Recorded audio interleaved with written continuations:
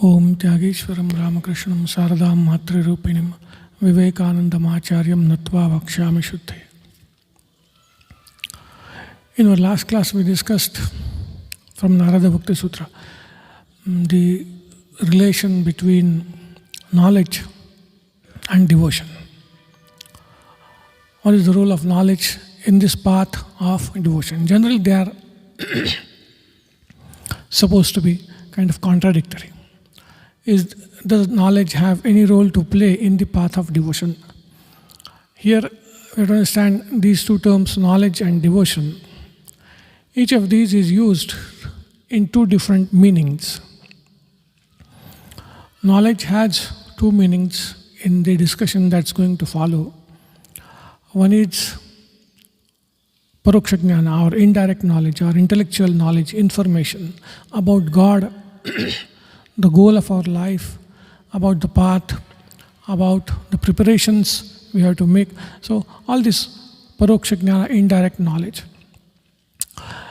And the other meaning of knowledge is intuitive knowledge, experiential knowledge, supreme knowledge.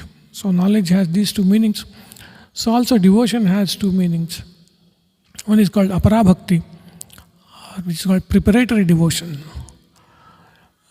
This preparatory devotion can be understood or defined. Narada has not defined preparatory devotion or apara bhakti. It can be understood as the attraction, the pull that we feel towards God, the faint love that we feel towards God. As of now, in most devotees, it is faint. That's why it is called preparatory. Apara. So this pull we have towards God, that's called apara bhakti. And the other is para bhakti, which Narada has discussed extensively up to this point, which is the very swarupa of God, which is our own real nature, the supreme love in which the devotee forgets his or her own self. So knowledge has two connotations and devotion also has two connotations. What is the relation between these two? And the first sutra that we discussed in our last class was knowledge, supreme knowledge is the only way to attain to supreme devotion, aparoksha jnana, that intuitive knowledge. On the cusp of that intuitive knowledge, the jnani, the sadhaka, will have this parabhakti or supreme devotion. That is one view. Jnanamiva sadhanam iti eke. This view is correct in the sense that yes, a jnani, a knower of the self, knower of the Atman, will attain to parabhakti. In itself it is true. But to say that that is the only way to attain to parabhakti, there is no other way. If you want to achieve supreme devotion, you have to have supreme knowledge. To say this is a bit being more restrictive, and so it is not reasonable. The second view was anyonyashrayatva, one depending on the other. In this context, it will be the paroksha jnana or indirect knowledge and apara bhakti or preparatory bhakti.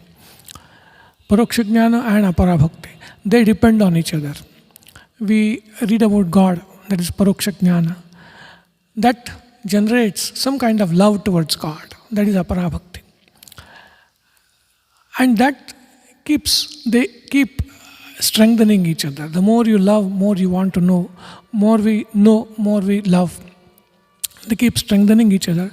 And this combination leads to parabhakti. That is the second view. But Narada Maharshi differs from both these views. Though second view appears to be quite reasonable, we can relate to it.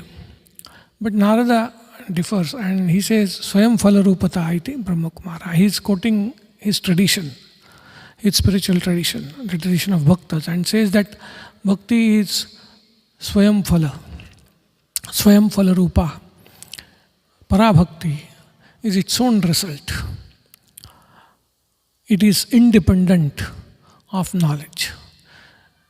Manifestation of Parabhakti doesn't need either intuitive knowledge or Paroksha Jnana, indirect knowledge. None of these are necessary for the manifestation of Parabhakti, for the revelation of Parabhakti. It is independent.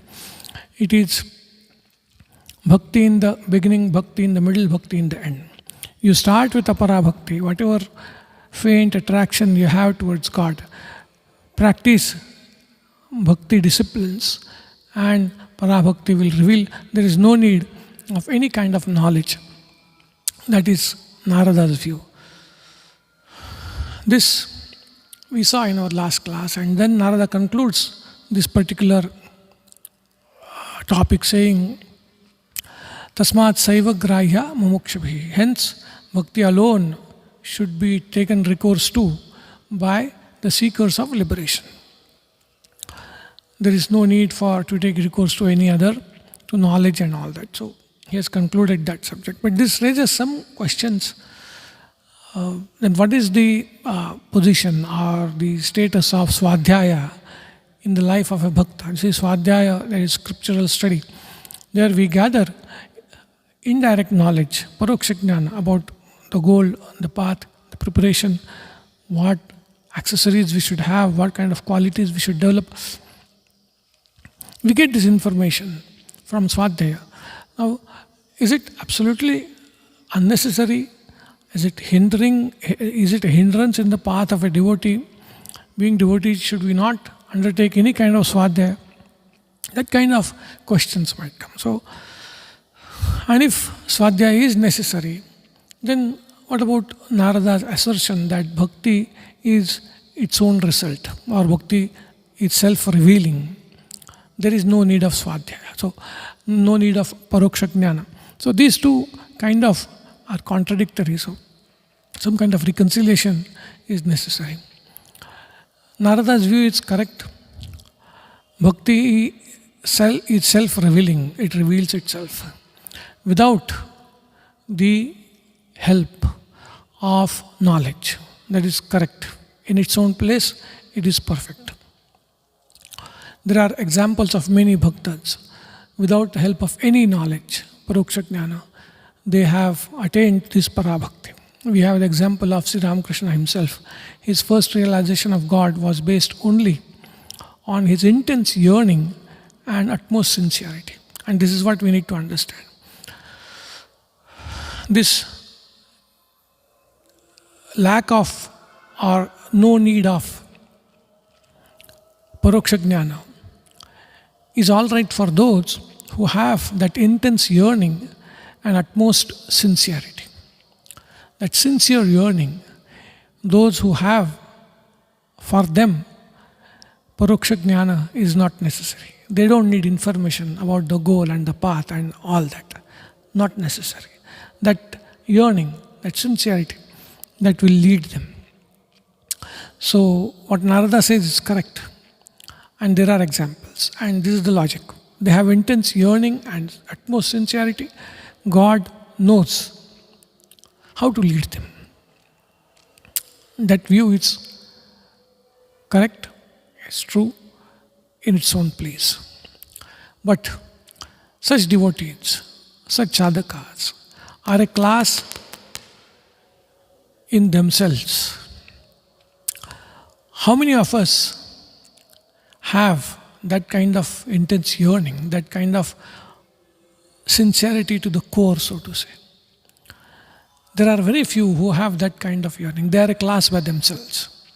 So for most of the sadhakas who do not have that kind of sincerity and yearning, what are the options? If we do not take recourse to Swadhyaya, we do not gather indirect knowledge about God, and we don't have that intense yearning or utmost sincerity, then we are in great danger. One danger is one may become a fanatic, because as a devotee we will have Ishtadevata, a form of God.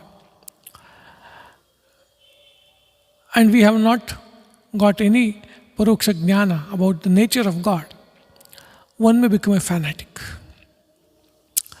But if we read Ekam Sat Vipra Bhahuda Vadanti, God is one, and sages call it by different names, our fanaticism is taken care of. So in the absence of Swadhyaya, in the absence of indirect knowledge, and also intense yearning and utmost sincerity, there is a danger of becoming a fanatic.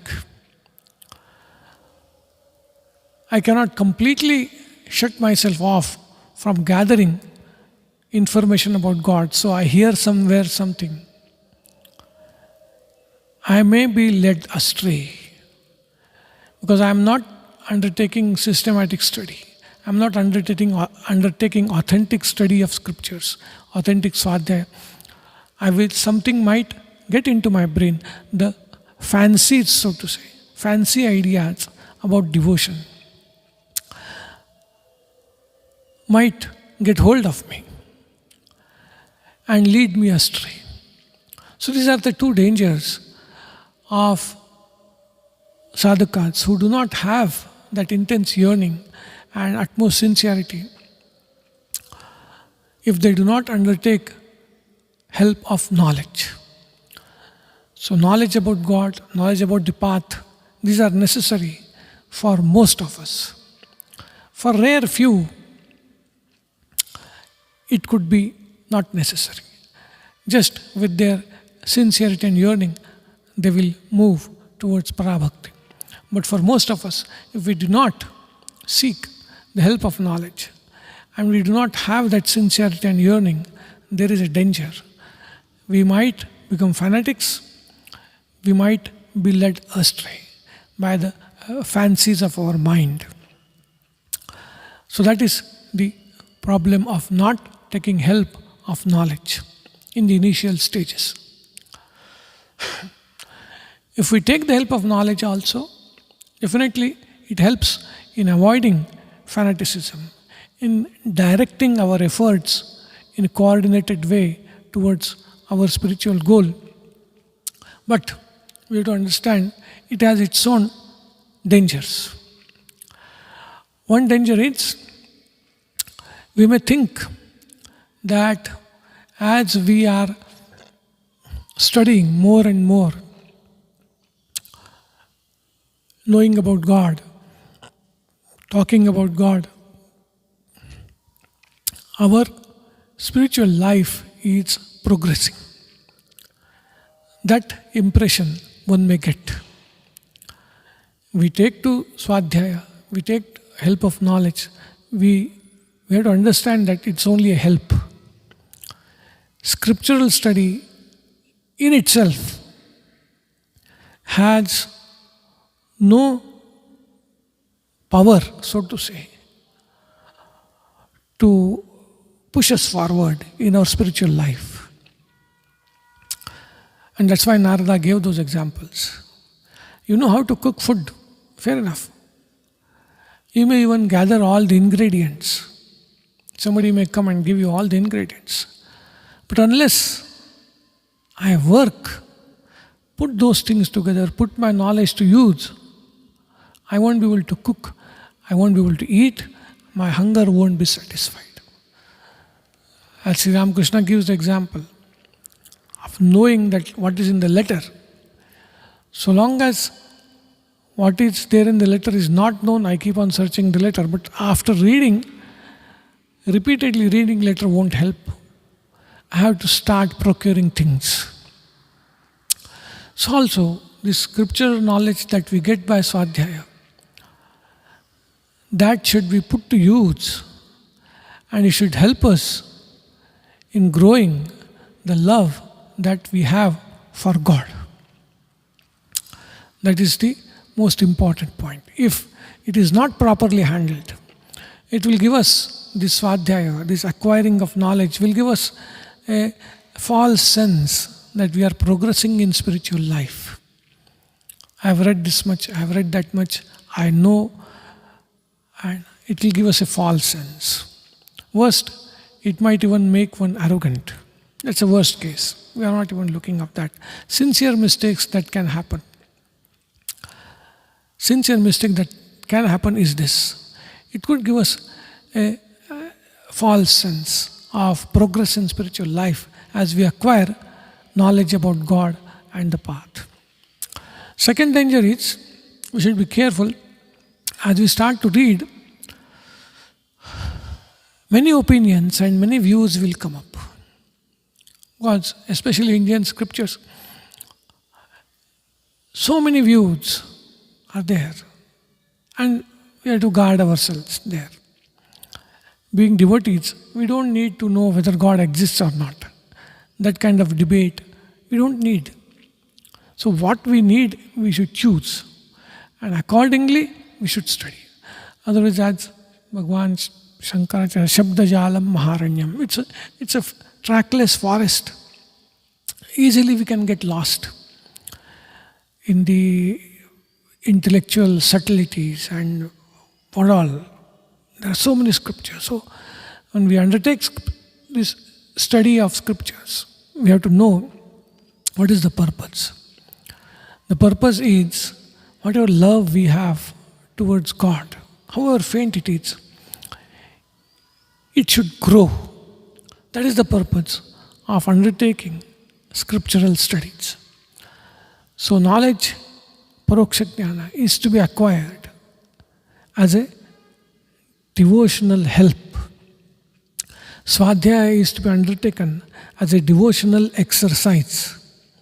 Just as we repeat name of God, do japa, like that, this Swadhyaya is also a devotional exercise meant to strengthen and help grow the love that we have towards God.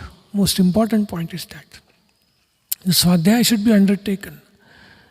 The purpose being, it should help us grow our love for God, the pull that we feel for God, however faint it is. Because, and that is where we have to remember what Narada says, Swayam Phalarupata. This, whatever feeble seeking we have, this pull, this attraction towards God, this is our only hope, key and path to move Godward. The seeking that we have, the attraction we have towards God, this is our only key, only hope, only path to move Godward. It has to be protected, it has to be nourished, nurtured and grown. Scriptural study is to be used. It can be used. It has a potential to be used for that purpose. So this is, so to say, roughly the role of scriptural study in the life of a seeker of God. Of course, as I said, we are talking of those who do not have that intense yearning or that utmost sincerity. If we do not undertake scriptural study, we may be led astray. We may turn fanatics. But merely studying without using it as a help to strengthen our love for God is also dangerous. It might give us a false sense that we are progressing in spiritual life. So this is how a balance has to be struck. What Narada says is also true. There's one more point. It's difficult to explain and understand, but even then we should try and discuss it. The Phalarupata, Swayam Phalarupata of Bhakti, Narada refers to it in a couple of places. It means Bhakti, a rough translation could be Bhakti is its own result. What does he mean by Bhakti being its own result? One way to understand is Bhakti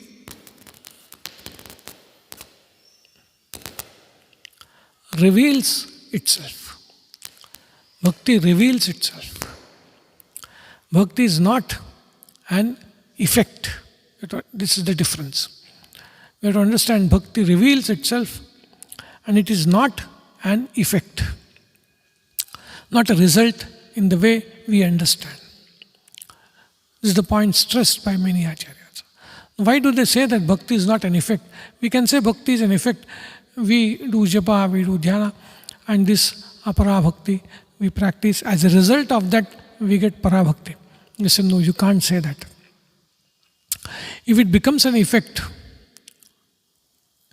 then like all other effects, it becomes transitory. All effects are caused by certain conditions. When those conditions are dismantled, the effect also is dismantled. All effects are transitory. So if we say parabhakti is the result of aparabhakti, it will become transitory. That's why they call it as praptasya prapti. It is discovering of what already exists. Parabhakti reveals itself in the heart. Actually, there are certain conditions which are obstructing its manifestation. And this aparabhakti will remove those conditions. And this parabhakti, which is ever existent, it is the Lord itself. It is our own real nature. It will manifest itself. So it is not the effect in the sense we understand an effect, because all effects are transitory. So that is the Phalarupata or Swayam Phalarupata of Bhakti. So here Narada closes, or this book closes, so to say, the subject dealing with Parabhakti or supreme devotion. He is going to take up the next subject, which is, so to say, the means of strengthening this aparabhakti, means of strengthening this preparatory devotion that we have.